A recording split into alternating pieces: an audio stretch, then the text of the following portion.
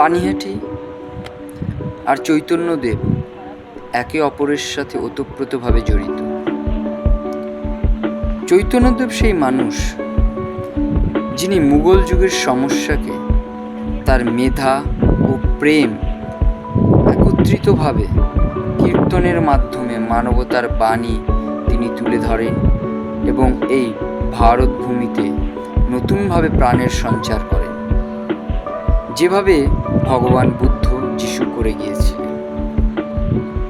এই পানিহাটি শ্রী শ্রী ঠাকুর রামকৃষ্ণ পরমহংসদেবের, যিনি পানিহাটির গঙ্গার ধারে বসে নাম কীর্তনের মাধ্যমে সাধারণ মানুষকে বাঁচার শিক্ষা দিয়ে যান।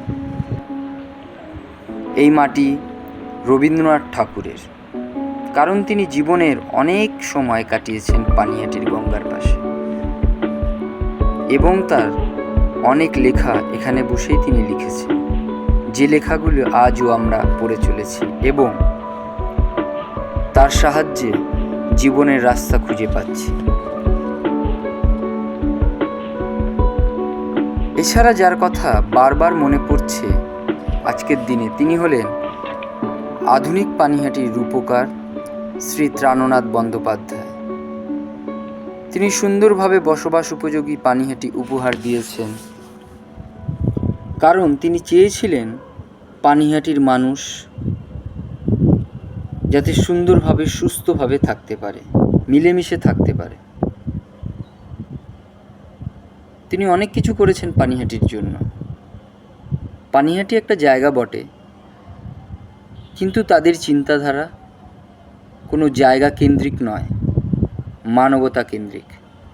কিন্তু আজ আমরা যে জায়গায় এসে উপস্থিত বা আমাদের চারপাশে যা ঘটছে, সেখানে এইরূপ মহামানবদের উপস্থিতি একান্তভাবে কামনা করি, মানবজাতির উদ্ধারের জন্য।